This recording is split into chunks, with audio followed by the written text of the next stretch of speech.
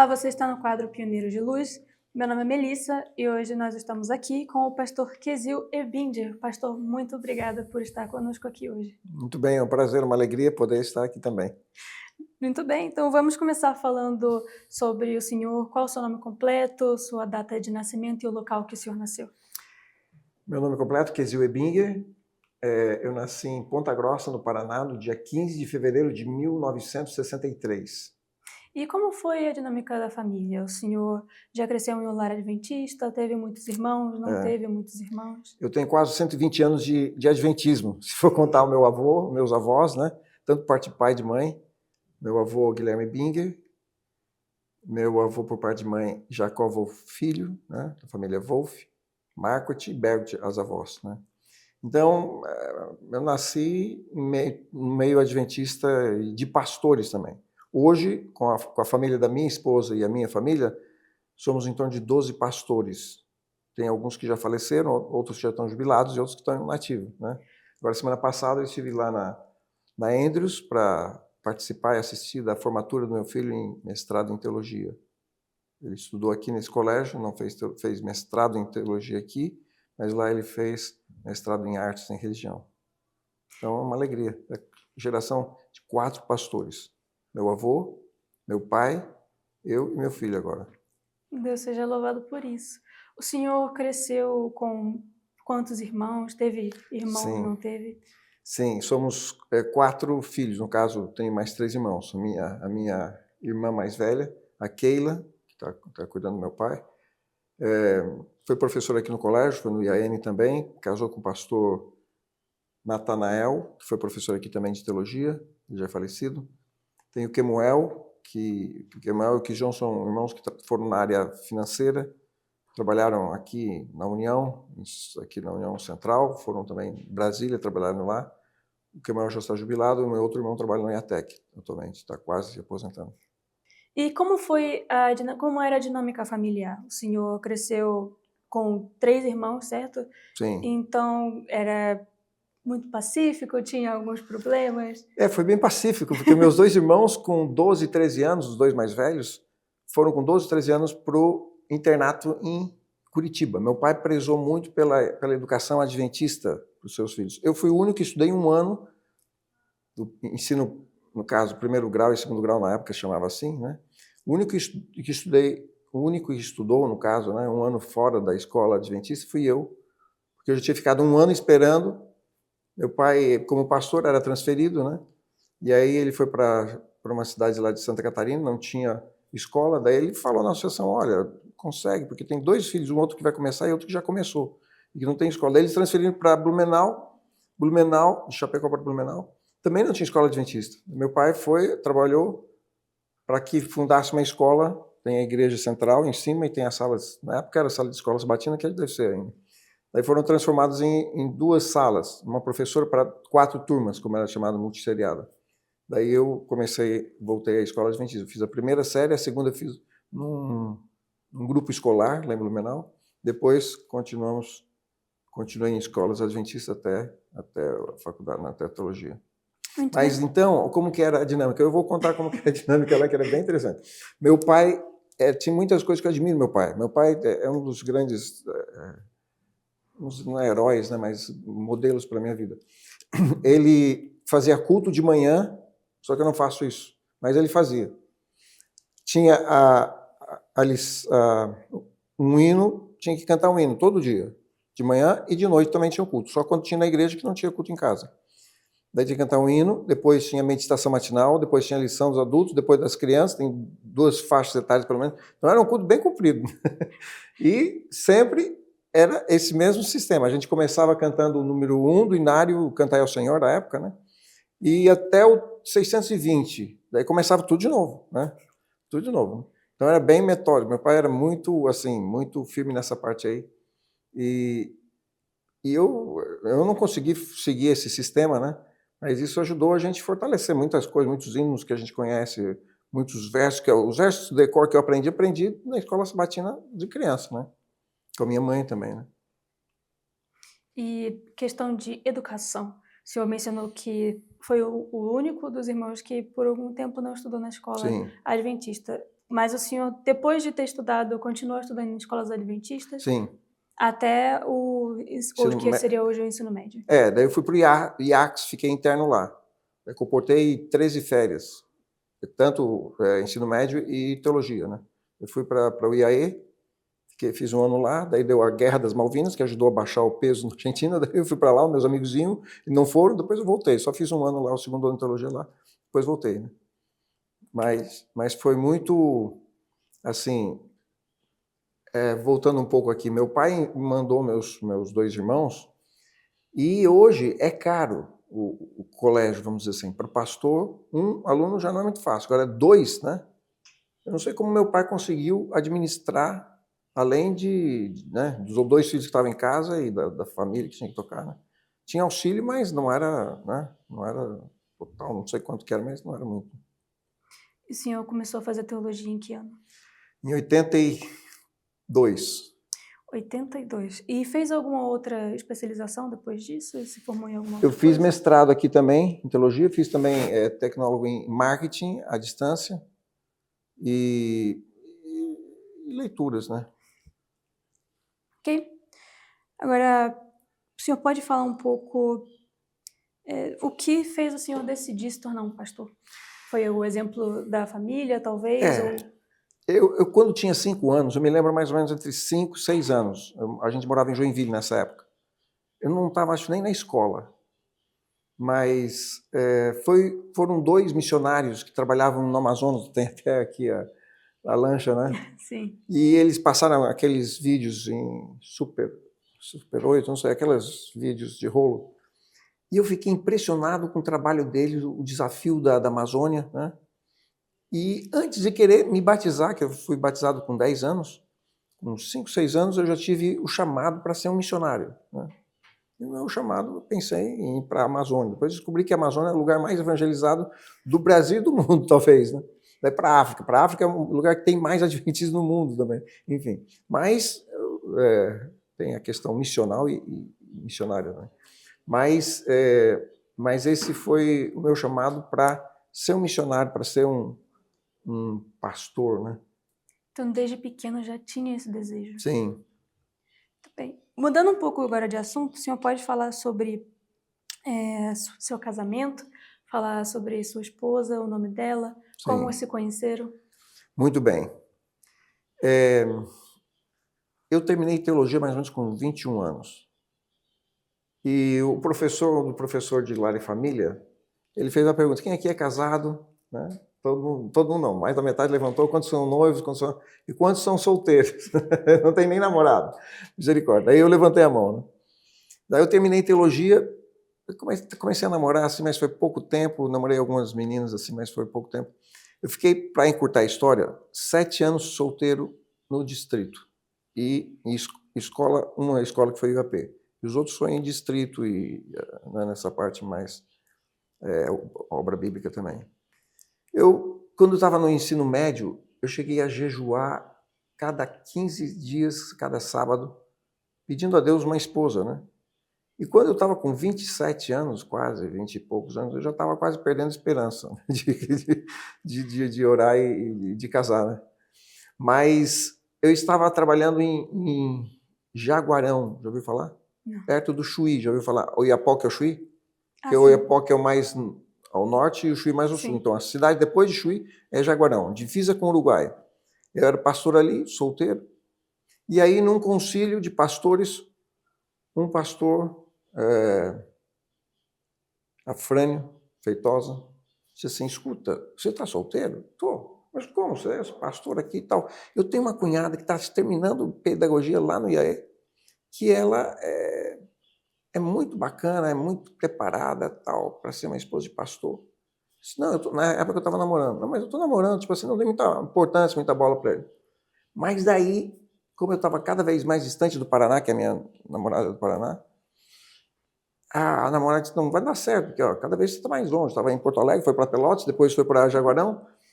E aí, eu sei que terminou o namoro. Daí eu liguei para ele, né? Pastor, escuta, a sua cunhada, tal, tem o endereço dela, tal, para escrever, que na época não tinha celular, não tinha nada. Né? Daí ele mandou, disse, me consegue uma foto dela, né? Porque ele falou, mas não tinha ideia, né? E ele não tinha foto, e tentou conseguir com ela, não queria dar. Não sei como que ele conseguiu, me passou. E eu vi, gostei da foto, né? Da menina da foto. E aí eu mandei uma carta para ela, convidando para o primeiro Congresso da Mulher do Brasil e talvez do mundo. A professora Mailene Moroz, que era lá do Sul, depois faleceu, assim, num acidente de carro. Mas daí, enfim, tem uma história longa. Para ter uma ideia, tem um livro aqui que conta a história em 11 meses de namoro, 13 meses de namoro, noivado e casamento. As cartas que a gente escreveu. Né? Quando eu pedi ela em namoro, ela disse assim, eu não gosto de você, eu nem conheço você. Porque eu conheci ela na sexta, assim. Sexta-noite, depois sábado na igreja, no congresso, e domingo a gente conversou um pouco. Daí eu pedi namoro. Disse, se eu não pedir agora, nunca mais eu vou conseguir encontrar essa oportunidade. Daí eu gostei dela, porque ela é nordestina, lá de Pernambuco, né? Garanhuns. Pensei assim, essa moça, eu tenho que casar com ela, porque é uma pessoa verdadeira. Se fosse, ia enrolar, dizer que gosta, não, ela foi sincera e honesta.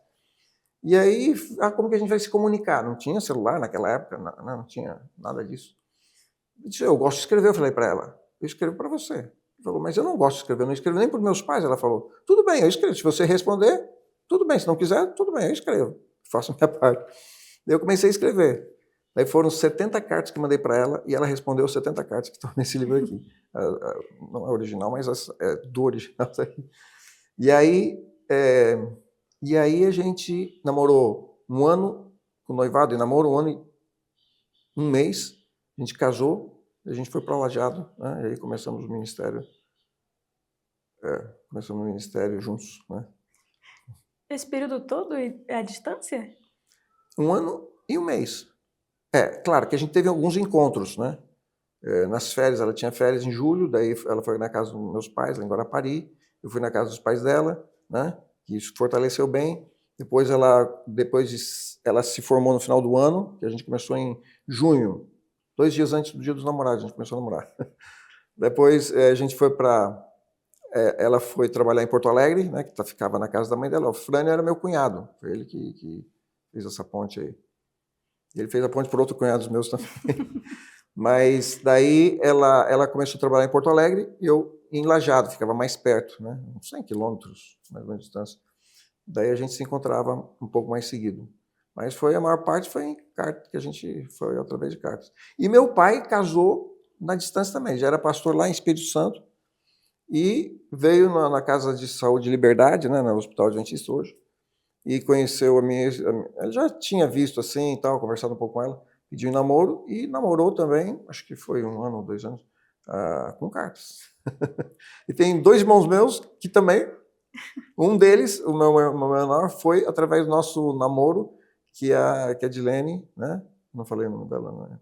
A Dilene fez vamos dizer, falou para Marcinha, e a Marcinha depois casou com o meu irmão, Quijão. O senhor mencionou agora, mas qual o nome completo dela? Dilene Monteiro Gomes Ebinger. Vocês tiveram filhos? Temos 2. Quais os nomes deles?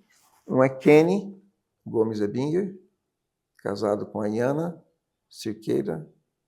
Ele que se formou agora em mestrado em teologia lá na Andrews, né? Ele vai começar agora semana que vem a dar aula, porque lá começa em agosto, né, as aulas.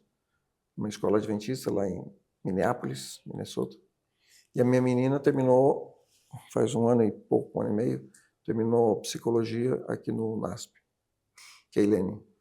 Muito bem. E sua esposa, depois que casaram, tudo certo, ela continuou exercendo a profissão dela? Ela trabalhou? Como foi o ministério dela? Ela começou na área da escola, né, que ela terminou pedagogia, e depois ela estudou terapia de casal e família, né?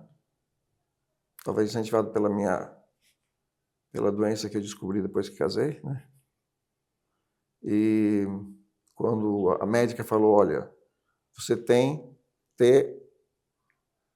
transtorno afetivo bipolar, que eu não contava nas minhas igrejas isso. Agora eu posso contar porque não tem muita represária, né? Eu contava para as pessoas que tinham algum problema parecido assim, para ver que eu queria dizer, olha, vai em frente que dá certo, mas eu sei que é bem complicado isso. Daí ela começou a fazer, né, estudar alguma coisa a mais. E aí depois ela passou por consultório, atender, fazer terapia por consultório. Depois ficou cansativo, ela cansou do consultório. E agora ela é palestrante, praticamente toda semana ela está num lugar do Brasil, até fora do Brasil, fazendo palestras, né? Tem uns 4 livros já impressos também, e divulgados. E ela é palestrante, também está nas redes sociais, né? Enfim. E tem um currículo também bem ano passado ela deu aula aqui também no NASP, né? Muito bem. E agora voltando um pouco, o senhor se formou em teologia. Para onde foi o primeiro chamado? Onde o senhor trabalhou ao longo do seu ministério? Pode falar um pouco mais sobre isso? Eu já morei em 22 cidades e morei em 35 casas, mais ou menos, 33 casas, juntando com o ministério do meu pai, né? Junto com o meu pai e depois o meu ministério. Como eu fiquei quase 7 anos solteiro, então mudava mais, né? Eu fui chamado primeiro para o Paraná, que é a minha campo de origem, só que eu estava morando no sul, em Rio Grande do Sul. Depois eles me chamaram também para ir para o Rio Grande do Sul. Meu pai estava lá, trabalhava, era pastor lá, mas eu tinha aceito o chamado do Paraná, daí fui para a Igreja do Portão, lá em Curitiba, né, para ser pastor auxiliar, pastor Itaniel Silva, né, que é uma igreja grande. Aí eu fiquei 1 ano e um pouco mais, e aí a associação me chamou para ser distrital, mesmo solteiro. Isso depende, às vezes, de presidente para presidente, né? Uns não queriam, não, pastor solteiro não pode ser pastor. Até eu perguntei para um pastor, um presidente, escuta, o que você gosta? Eu gosto de distrito, eu falei para ele. Mas você é solteiro? Ele falou. Eu perguntei, pastor, quem é o pastor por excelência, o nosso modelo? Quem é? É Jesus, ele casou? Mas não consegui o distrito de jeito nenhum. Mas eu primeiro foi então como pastor auxiliar, depois para Arapoti como pastor distrital. Daí eles foram 2 anos depois, tem a avaliação para fazer a ordenação, né? Foi o pastor da associação, acho que o pastor da União, o pastor Wilson Sarli, o pastor lá da associação. E daí perguntaram, escuta, você está solteiro? Daí eu disse para o pastor, olha, aqui não tem assim, ninguém na minha idade, vamos dizer, compatível para eu namorar. Ele falou, não pode deixar, o pastor Fulkner falou. O pastor Fulkner foi um grande pastor que me acolheu com braços abertos. Ele falou assim, o ano que vem você vai para um lugar que vai ter muita menina. Onde que eu fui? Para o IAP. Daí eu dei aula lá, primeiro ano de magistério foi lá, no IAP, dando aula de religião. Dei aula para o pastor Paulo Pinheiro, que cuida da comportagem aqui, né? E para o pastor, que é tesoureiro da divisão sul-americana, pastor Edson Hertel. Também fui professor dele. Não sei se eles aprenderam alguma coisa de mim. A gente não lembra quase, mas eu fico feliz que eles estão aí. E outros que a gente nem sabe também, né? De lá, eu fui para... daí eu fiquei 1 ano lá, quase namorei uma menina fora da igreja. Mas Deus, ela prometeu que ia, tipo assim, que não ia... É como a gente, às vezes, né? Ela estava bem animada na igreja e tal, né? Eu não vou dizer a religião dos pais, mas a mãe era uma coisa, o pai era outra. Eles eram bem estabelecidos na comunidade, no interior lá. Ele falou assim, eu vou me batizar, se meu pai não aceitar, eu vou ser industriária, na época que falava isso. E o pai dela, quando descobriu que ela estava gostando de um professor, e pastor, e adventista, ele tirou do colégio. Nem estava namorando, só estava estudando a Bíblia com ela ainda. Daí, o que aconteceu? Daí eu fui lá até um dia visitá-la, queria fazer uma surpresa, fui na igreja, pensando que ela ia estar na igreja, não estava. Eu disse, graças a Deus que Deus abriu meus olhos. Porque é muito forte essa questão, né, de relacionamentos, a gente fica meio cego, né? Então tem que... Né? Lá na escola eu não namorava também, porque não podia namorar, quem era de igreja, como pastor muito menos ainda, né? Que exemplo que eu daria para os meus alunos lá. Mas foi uma experiência interessante para depois, né, passar para os jovens da igreja também. Lá do IAP, daí eu fui para o Rio Grande do Sul. E tem uma característica interessante, que cada associação que eu chegava, 2 anos depois, dividia. O Paraná era uma só. 2 anos depois deu a Paraná Norte, eu fui para Paraná Norte. Daí eu ficar em conferência lá, o pastor Midlider, que ia vir, a igreja não ficou pronta só 2 anos depois, a catedral lá de Maringá. Maringá não, de Londrina, né? E daí eu fiquei lá meio sem roubaram meu trompete no meio do caminho, enfim. Mas daí eu fui chamado para o Rio Grande do Sul. Quando eu cheguei no Rio Grande do Sul, 2 anos depois, a missão de Juí foi dividida lá. Só para encurtar aqui. Depois eu fui para Minas Sul. 2 anos depois, dividiu Mineira Leste. Eu fui para Mineira Leste. Depois de uns anos, eu vim para São Paulo, para a PAC. Fiquei 2 anos, dividiu a PSO, APSO. Daí eu fiquei na PSO. Né? Mas voltando à história aí. Fui para o Rio Grande do Sul, e lá eu fiquei meio perdido, eu tive uma crise, eu fui colocado, que nem diz assim, jabuti sobra em árvore? Não. Ele está lá porque alguém colocou, né? Me colocaram como tesoureiro das escolas, porque meus irmãos seguiam na área de tesouraria, meu avô era tesoureiro de União, aqui, né, há muitos anos atrás, enfim. Não, eu acho que ele tem dom para isso, mas eu não tinha dom para isso. Né? E era numa época muito conturbada financeira, vocês não tinham nascido ainda, na época do Funaro, do Collor, inflação galopante, overnight, que você colocava o dinheiro num dia, no outro dia você tinha mais, rendia, num dia para o outro rendia, era uma coisa impressionante. Era 20% pelo menos de rendimento ao mês. Imagine, hoje em dia não é nem no ano todo dá isso, num mês é uma coisa violenta. E aí o que acontecia? Tinha que aumentar o salário dos professores, mas não podia aumentar a mensalidade dos pais dos alunos. E aí dois professores, 2 diretores, um associado, foram presos até, lá em Porto Alegre, por causa dessa questão financeira. E me avisaram, olha, você também pode ser preso. E isso daí me balançou a cabeça. Eu acho que queria resolver o problema, enfim.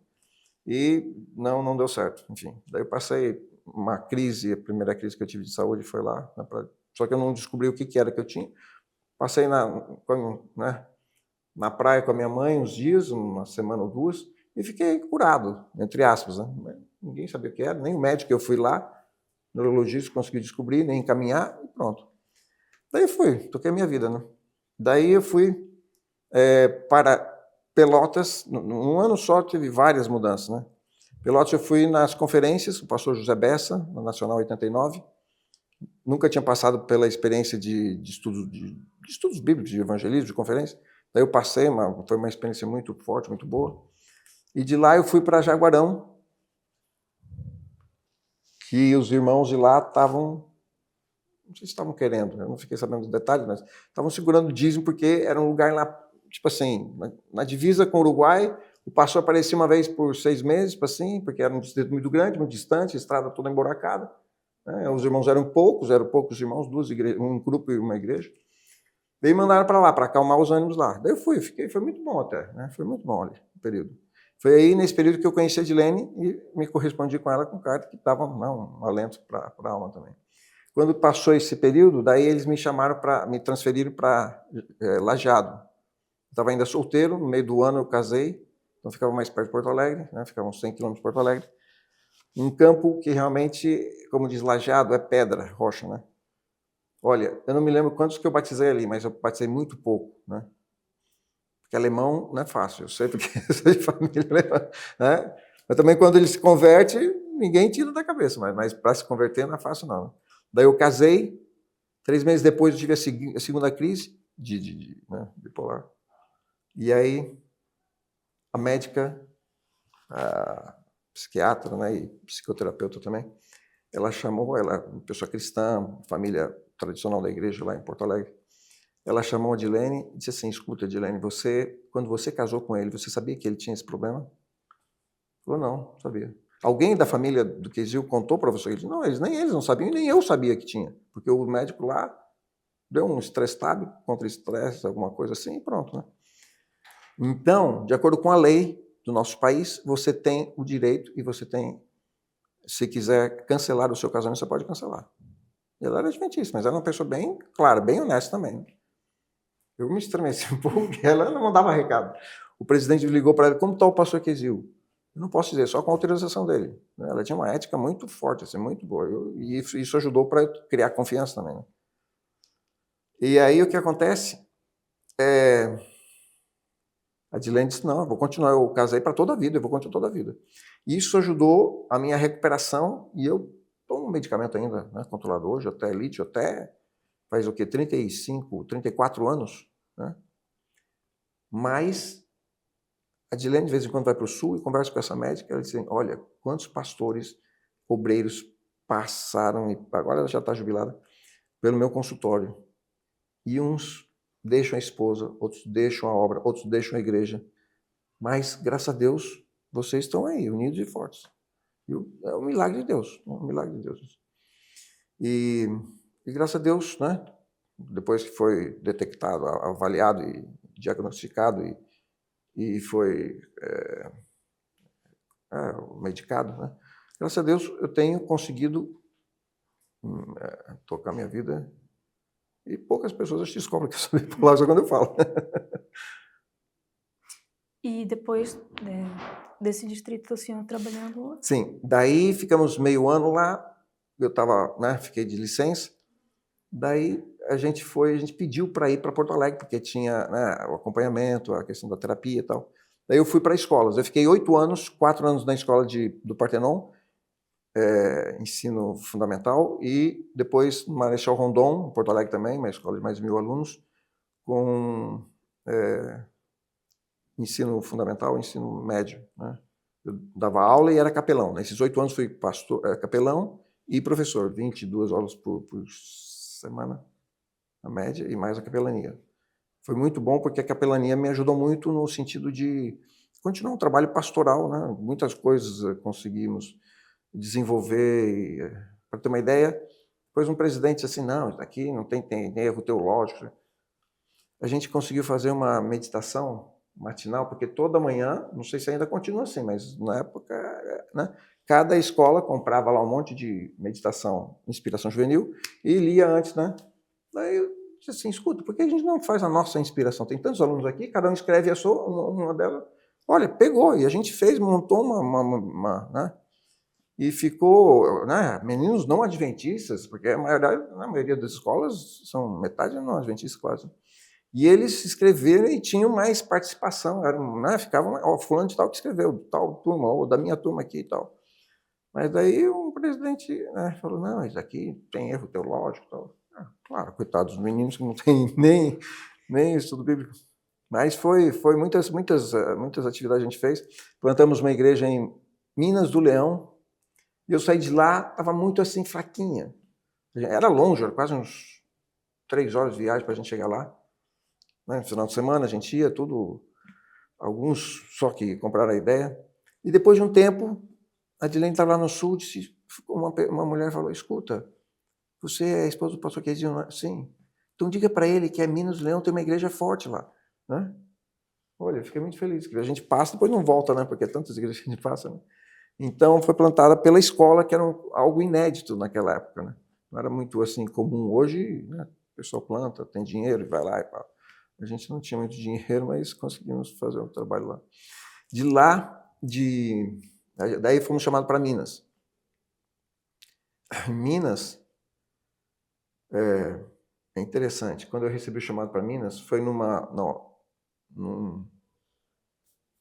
IAP. Era um concílio de pastores de toda a União Sul. Daí o pastor, o dia que a gente entrou, que eu entrei na igreja, os 3, o presidente, tesoureiro e secretário, me chamaram no quarto pastoral e disse, olha, tenho um chamado para você, para Conselheiro Pena. Nunca tinha ouvido falar nessa cidade, nem vocês já ouviram falar, eu acho. Daí eu liguei para a Dilene, na época não tinha celular, mas tinha telefone na escola. Daí conversei com ela, disse, olha, tem um chamado para mim, para conselheiro, onde fica? Vai vendo o mapa que eu vou ver aqui na biblioteca. Eu tinha biblioteca, fui lá e tal. E ela conversou com a mãe dela, né? E é uma cidade que não tinha escola adventista, é uma cidade de 20 mil habitantes, com a parte rural e urbana, tudo, né? Na hora da janta, quando a gente começa a namorar e quando a gente recebe um chamado, a gente tem que contar para todo mundo, né? Quando eu tenho um chamado, tal, eu quero ir para onde? Para Minas, Conselheiro Pena. Quem vai ser seu presidente? Eu falei, olha, fulano de tal. Ele falou assim, é melhor você pendurar uma pedra de mão no seu pescoço e se jogar no mar do que ir trabalhar com esse homem. Porque eu trabalhei com ele, tal função, tal lugar, tal, e foi mal. E aí eu me balancei, né? Daí eu nem acabei de comer, fui ligar para a Adilene. Liguei para a Adilene. E aí eu contei a história, né? Só que ela tinha falado com a mãe dela, Dona Esmeralda, né? Que alguns conhecem Dona Esmeralda. E ela perguntou para a Edilene, escuta, vocês aceitaram o chamado? Vocês têm um chamado, ela falou. Eu recebi um chamado, e vocês aceitaram? Mãe, lá não tem escola adventista, o Kenny vai precisar de escola, eu não terminei meu estudo, vai demorar 1 ano ainda para terminar meu estudo da terapia. E foi colocando as desculpas lá. Daí ela falou, minha filha, Deus se preocupou com vocês e fez um chamado, e vocês ficam aí, não sei. E ela fez o discurso para mim. Né? Quando eu fiquei balançado, eu estava disposto a ir, não tinha problema também. Mas eu sabia que 2 você tem, não é só você que vai, né? Tem o casal que vai. E tinha um filho também. Daí eu falei, e daí? O que você acha? Não, ela deu, não, vamos lá. Deus vai nos ajudar, vai abençoar e tal. Então vamos, amém, vamos lá. Daí a gente foi. Se você perguntar para ela qual foi dos distritos o que mais, assim, que ela guarda com carinho no coração, é de Conselheiro Pena. Os irmãos acolheram, abraçaram, né? Enfim, foi muito especial. Depois fomos para Teófilo Otoni, 4 anos, uma cidade de Minas também. Foi um trabalho muito intenso, eu tinha 17 igrejas e grupos, e metade na cidade e metade na roça. Então, quando chovia, não tinha como entrar. Eu disse, não, pastor, 3 meses o senhor esquece a gente, porque os outros pastores ficam uns 3 meses sem vir, porque é lama, enchente não dá, mas lama, os carrinhos que nós temos, não dá. Eu disse, e se eu comprar um 4x4, eu pensei. Falei com a Adilene. E o dinheiro? Eu tinha ganho o dinheiro da 8 anos de escola, né, desse negócio fundo de garantia. Vamos usar o fundo de garantia, pega o carrinho que a gente tem, bota lá e compramos. Daí entrava qualquer dia da hora, da noite, do dia, com chuva, sem chuva, entrava lá, né? E foi realmente uma bênção, né? Um dia, a Adilene e eu e mais um casal da igreja, uma sexta-feira de manhã, saímos acho que 5 da manhã, para ir para Almenara para ver um hotel do SESI, né? Tinha poucos hotéis ali, no interior é muito difícil. Quando deu 1 hora de viagem, um carro, a gente estava com um carro que a gente tinha batido fazia 40 dias, a caminhonete eu bati 40 dias atrás. Daí estava com um Fiatzinho, que era da Adilene, e aí o que aconteceu? O carro entrou assim, disse que o motorista era um jovem de 20 anos, o pai dele e ele se revezando desde o Maranhão, 20 horas viajando, o cara deve ter cochilado, que eu estava uns 60 por hora para subir, com 4 pessoas no carro.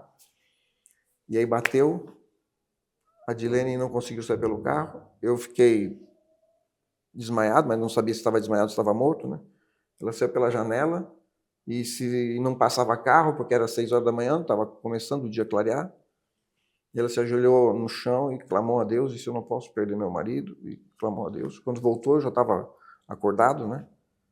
E aí o rapaz estava com a gente, o casal que estava junto, que era lá de família, ela era enfermeira padrão lá do hospital regional, e ele tinha acabado de fazer há 1 semana, para ver como Deus é, né? O curso de Anjos do Asfalto, para fazer, porque lá não tem SAMU, não sei se tinha SAMU naquela época, eu não me lembrava. E se eles fossem chamar o SAMU até chegar aqui, até levar, enfim, o que aconteceu? A gente pegou uma carona, né, para ir até o Teófilo Otoni, e no meio do caminho o carro era um Gol, o professor que estava dirigindo para um congresso, professor não adventista, também deu problema lá no carro que estava esquentando, que ia fundir o motor, ele teve que parar, a gente teve que trocar de carro. Quando chegamos no hospital, a minha pressão estava 4/2. Quem tem de saúde sabe que estava quase morto, né? Mas Deus disse, não é só hora ainda, tem muito trabalho para fazer. E aí, viram que eu tinha 4 fraturas no pé e na perna, depois descobriram que eram 8, que o especialista descobriu que tinha, tirando as fotografias lá. E fui sexta-feira para o hospital do convênio, um hospital bonitinho, pequenininho, tinha médico, mas estava na roça. Deus mandou o Dr. Gideão o Dr. Gideon do Silvestre, que era na época, ele era pastor, era diretor médico também. Ele foi visitar os pais, a mãe dele está viva até hoje, tem mais de 105 anos, eu acho, o pai já faleceu. Mas não era feriado, ele visitava os pais nos feriados, no feriadão e tal. E Deus mandou ele para lá. Então ele foi lá me visitar, quando viu aqui, a perna estava quase dessa cor aqui. Até aqui, né? Era sequestro de sangue, eles falavam, porque uma hemorragia interna. Eles achavam que era só as pernas que tinha quebrado, mas o baço tinha estourado. Daí ele disse, olha, chamou a Adilene e disse, cadê o médico daqui? Daí, não tem médico aqui, estão na roça e era BIP, na época BIP, não tinha celular nem nada. Se o pastor ficar essa noite aqui, ele vai morrer. Ele falou, tem que transferir para o hospital regional, que é o grande que tem lá, o maior, né? Daí ele era o único que podia assinar, né? O médico é que tem que assinar para tirar, para dar alta, para baixar. Daí ele assinou, conseguiram a ambulância, e aí na madrugada de sábado, 5 horas, o médico, o diretor do hospital de lá, fez a cirurgia, e aí eu comecei a me recuperar, né? Depois que o doutor fez a cirurgia do baço, ele falou, olha, você precisa comer alimentos que têm muito ferro, por exemplo, fígado de boi e cerveja. Eu disse, doutor, eu sou vegetariano e não bebo. Meu irmão menor, ele descobriu, pesquisando, a internet estava começando a funcionar naquela época, descobriu que o açaí é o alimento mais rico em ferro do Brasil e do mundo, né? Aí tinha um barbeiro que produzia, que tinha açaí lá em Teoflotone, e ele forneceu para a gente o puro, né? Agora, tem um problema que eu fiquei viciado em açaí, né? A Adilene, quando vai lá para o Nordeste, para o Norte, né, em Belém, Maranhão, ali, né, esse lado aí, Manaus, ela traz como que é? Um isopor, né, cheio de açaí. Mas eu fiquei realmente agradecido a Deus porque não deu muito... Estou conseguindo viver bem sem o baço, né? Sem o baço, pela graça de Deus. Sem muitas sequelas. Não sei se teria... dizem que tinha que tomar vacina. Outro dia eu não sei o que, fui no hospital e falei que não tinha baço. Ele falou, você toma vacina porque não tem baço? Eu falei, não, acho que nunca tomei, não me lembro de ter tomado, só se quando estava meio no hospital. Não, porque tem que tomar, porque pode trazer... Já faz 33 anos que eu estou assim. Então, agradeço a Deus que... E depois disso, sim, eu continuo trabalhando em outros lugares? Sim, daí Minas, foi conselheiro Pena, Teoflotone 4 anos, depois fui para a Central de Valadares. Eram 7 igrejas lá, né? Foi pouco tempo, né? Mas foi uma bênção também ali. Os mineiros têm um coração muito acolhedor, né? São muito hospitaleiros e, enfim, foi uma bênção. E aí a gente foi chamado para vir para Botucatu, né? A PAC na época, né? Daí ficamos em Botucatu 2 anos, e aí fomos para Hortolândia. Nunca morei tanto numa cidade como Hortolândia, foram 13 anos na mesma casa. É uma casa da associação, né? Daí ficamos 5 anos em Campos Verdes, um distrito agora são 10 distritos em Hortolândia, né? E 5 anos, de irmãos muito bons ali. A gente terminou a reforma na igreja de Santa Rita, que fazia parte, depois dividiu o distrito, né? E depois fomos para Montemor. Montemor, ficamos 6 anos lá. No início do ano eu ficava 6 meses, um ano. Agora eu fiquei 5 anos num e 6 anos no outro.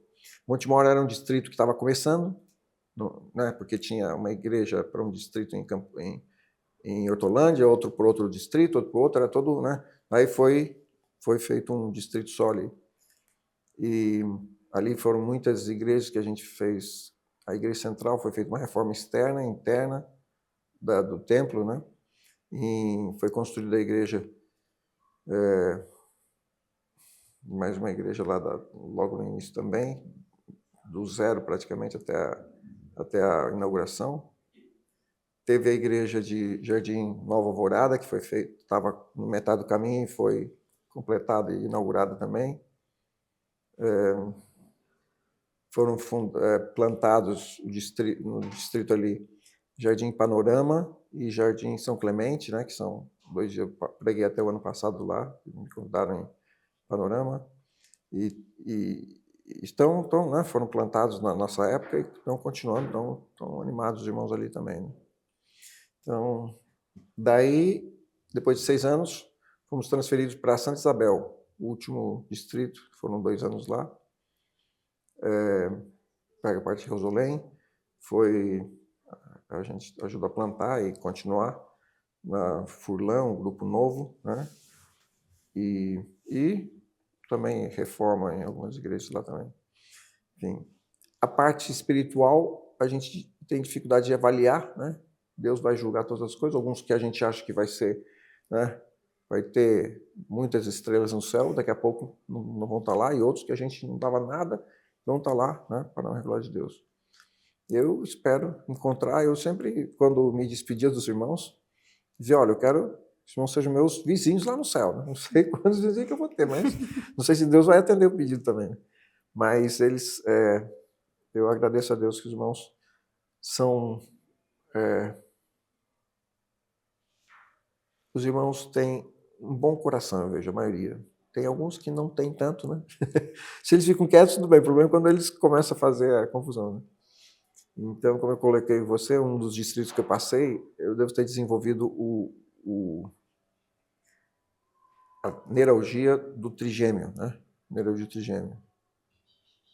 Que é uma dor, que no meu caso era aqui na face, né? Quando eu ia comer alguma coisa ácida, quando tinha um ventilador, um ar-condicionado, batia, mesmo fraco, batia, dava um choquezinho. Aquilo incomodava, mas ainda era suportável, vamos dizer assim, que eu tenho uma certa tolerância à dor. Mas tem pessoas que tiram a vida por causa dessa doença.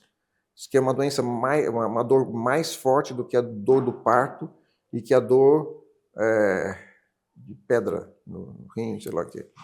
Então, eu não tive esse grau de dor, mas eu fiquei por vários anos, uns 6, 7 anos com essa dor. Depois, quando me aposentei, tinha mais tempo para cuidar da saúde. Daí eu fiz essa cirurgia e, graças a Deus, faz 1 ano e 6 meses, 7 meses que eu não sinto nenhuma dor do trigêmeo aqui. Tem 15 pontos aqui. A cirurgia foi de 7 horas. Uma equipe, né? Foram vários médicos que fizeram, porque mexe com a cabeça, né? Faz a cirurgia aqui atrás e mexe aqui na frente, enfim. Então eu agradeço a Deus pelo cuidado que Ele tem, agradeço a Deus pela igreja, pela obra, né? pela igreja, pela a organização da igreja, né? E o cuidado que a igreja tem para os seus pastores também, né? No caso da saúde de modo especial e outros cuidados que tem também, né? Às vezes a gente reclama, né? Alguns, né? E eu também já reclamei muito na minha vida, né? Mas se a gente for olhar como Deus nos guiou e olhar as bênçãos, em vez de olhar os problemas, né? A gente vai ver que, né? A gente não consegue contar as bênçãos. Ao todo, quantos anos o senhor trabalhou no ministério? Eu trabalhei 37 anos. 37 anos. E esse foi o último distrito em que o senhor trabalhou? É Santa Isabel. Santa Isso. Isabel. O senhor mencionou antes o seu diagnóstico de transtorno afetivo bipolar. Como esse diagnóstico afetou o seu ministério? Sim. Quando a primeira crise eu não sabia o que era. Então passou ali uns 15 dias, um mês, fiquei curado. Achei que não sabia o que era e continuei a minha vida. Na segunda vez já estava casado e tal. Daí foi mais complicado, né? Um pouco mais complicado. Cada vez vai complicando mais, né? Então, daí fui para a escola, né? Fui trabalhar em escola justamente por causa desse problema, com certeza.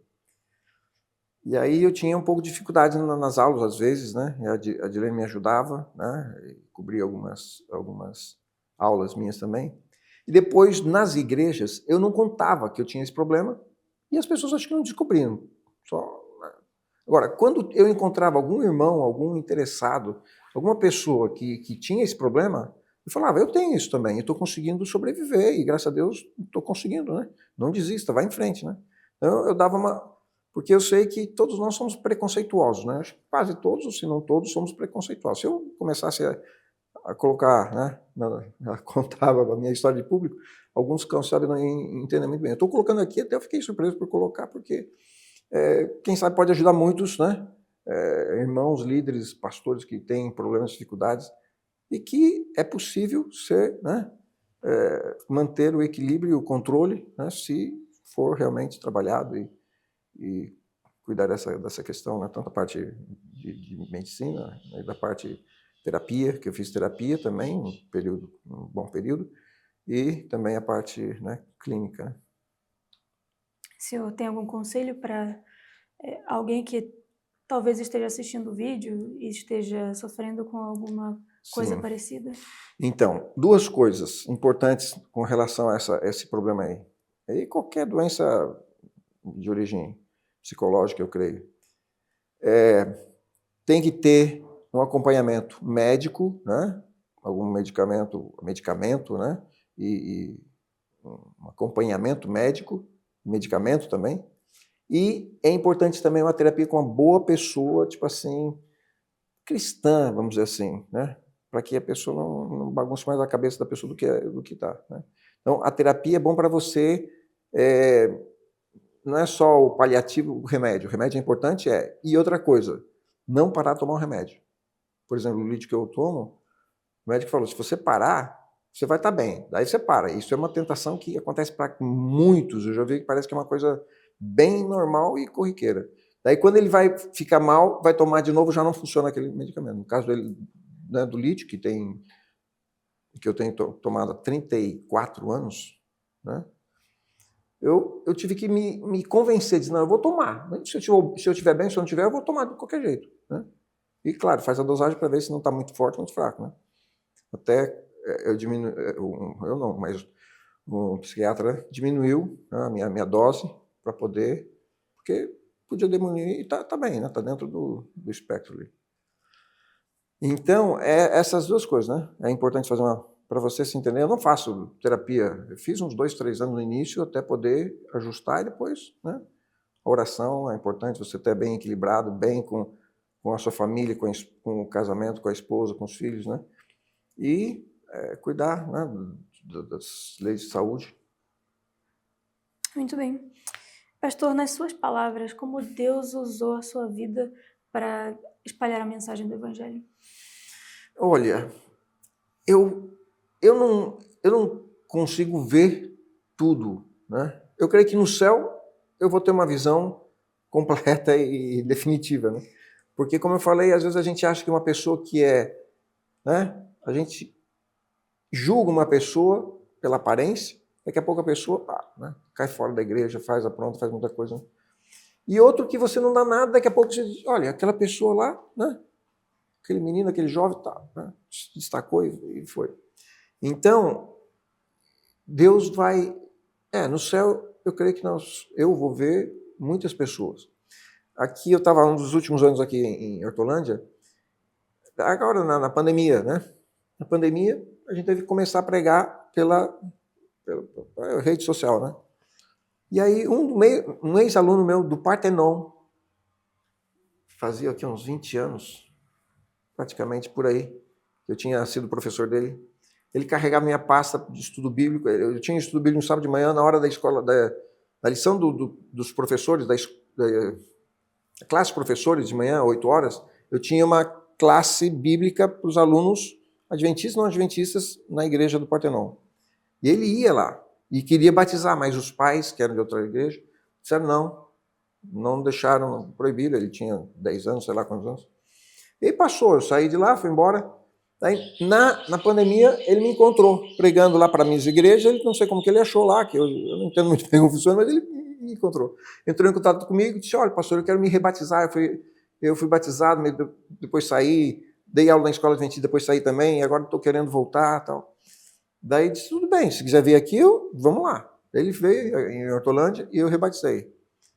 Quando eu descobri, ele era um menino pequeno, né? Ele chamava até que era meu filho, porque ele era loirinho, bem... mas 1,80 m, 1,90 m, 150 quilos. Eu tenho vídeo no meu celular aqui que ele pedi para filmar. E eu consegui batizar sem ajuda de ancião, de diácono, nem nada, né? Graças a Deus ele fez direitinho como foi. Depois, agora, outro dia não, faz um ano mais ou menos, eu rebatizei um outro membro da minha igreja, que era aqui de Hortolândia também, 150 quilos, mais baixinho, mas o outro pastor me ajudou, porque ele estava perto, senão ele não conseguia levantar a perna. Agora, em setembro, daqui a um mês, mais ou menos, eu vou lá em Santa Catarina para fazer o batismo, não o rebatismo, o batismo da esposa desse meu ex-aluno, Marco Aurélio, e do filho dele, né? Ele trabalha agora na escola adventista também, e dá aula em outra faculdade lá, enfim. Mas é uma alegria, aqui na Terra a gente já pode ter muitas alegrias, né? Em poder, né, ver a transformação das pessoas, a volta das pessoas para Jesus. Isso é muito bom. Já finalizando, o senhor pode falar qual foi a data da sua ordenação? A data eu não sei, mas o ano eu sei. 1993. 93. Olha, foi um milagre de Deus também. Também foi. Porque em torno de 6 anos, não sei se mudou agora a lei, se passa 6 anos e o pastor não é ordenado por algum motivo, porque no meu caso ele que era solteiro, né? Daí fica mais complicado. Mas eu tive, acho, passei dos 7, dos 8. Mas fui ordenado, graças a Deus. Lá em Caxias do Sul, no Rio Grande do Sul. Meu avô estava lá, que era pastor jubilado, que estava vivo ainda. Meu pai e meu filho era pequeno, né? Mas não era pastor ainda, mas agora está no caminho. E quem fez a ordenação, o senhor lembra? Quem pregou foi o pastor Keffler. Agora está lá de Espírito Santo, mas ele estava lá no sul, lá, evangelista. Última pergunta. Qual o seu verso favorito da Bíblia? Seu hino favorito? O verso. Eu vou citar aqui. Desde pequeno eu tenho esse verso assim. Eu tenho muitos versos que eu gosto, enfim. Eu olho, pô, isso aqui é bonito, eu gosto desse, tantos que eu gosto. Mas que tem, assim, sido uma... Daria para explicar até, mas não vai dar tempo. Mateus 6,33. Buscai, pois, em primeiro lugar o reino de Deus e a sua justiça, e as demais coisas serão acrescentadas. Uma vez Deus mandou um morcego para me acordar às 5 horas da manhã. Eu pedi para Deus, li na revista Adventista, lá em Porto Alegre ainda. Depois que eu saí de casa, não tive essa regularidade de fazer culto familiar como meu pai fazia, né? Mas quando eu li essa mensagem de uma jovem senhora, assim, olha, Deus me acorda todas as manhãs para que eu ouça, para que eu fale, né, como eruditos, né, aquele lá de Isaías. E aí, Dilene estava num concílio da escola lá, das orientadoras e tal. Foi o primeiro dia que eu fiquei com meu filho em casa. E aí eu orei a Deus, Deus, o Senhor acorda essa moça aqui todos os dias, por que não pode me acordar também? Eu acordava às 6 horas da manhã para ir para a escola, né, me arrumar, né, comer e me arrumar e ir para a escola, que ficava mais ou menos perto. Eu pensei, agora vou ter que levantar às 5 da manhã, né? Então eu orei a Deus, Deus, me acorda às 5 da manhã. Era num prédio, tinha 3 andares assim, mais ou menos, eu estava no 3º ou 4º andar que a gente morava. Era verão, dormia de janela aberta, não tinha ar-condicionado. E aí, de manhã, cedo assim, estava começando a clarear, eu vi um barulho no quarto, abri os olhos, vi um bicho estranho, eu já conheci porque num outro lugar já tinha entrado um morcego. Daí eu pensei assim, eu olhei no relógio, rádio relógio com as letras vermelhinhas, aquele rádio relógio, 5.00. Eu fiquei tranquilo. Fui lá, me levantei, fechei a porta para não entrar, o morcego não entrar na casa, ele foi embora. Não. Deus me mandou um morcego para me acordar. Eu espero que não mande para você ou para outra pessoa. Posso aprender sem, né? Mas a partir daí, eu e depois meu filho aprendeu, minha esposa também pegaram o hábito, né, de ter primeiro tempo com Deus, a comunhão com Deus. Isso fez uma diferença tremenda na minha vida e tem feito até hoje. Meu dia não é um dia, parece que está atrapalhado se eu não começar. E tem uns dias que eu não faço. Parece que o dia não funciona direito as coisas. E a vida também. E seu hino? O segundo verso. Efésios 3:20. Porque ele é poderoso para fazer infinitamente mais do que tudo quanto pedimos ou pensamos, segundo segundo o seu poder que opera em nós. A ele seja glória para todo sempre. Amém. Esse verso não está para mim no futuro, está no presente, né? Tá tantas coisas que Deus já me deu que eu nem imaginava, né?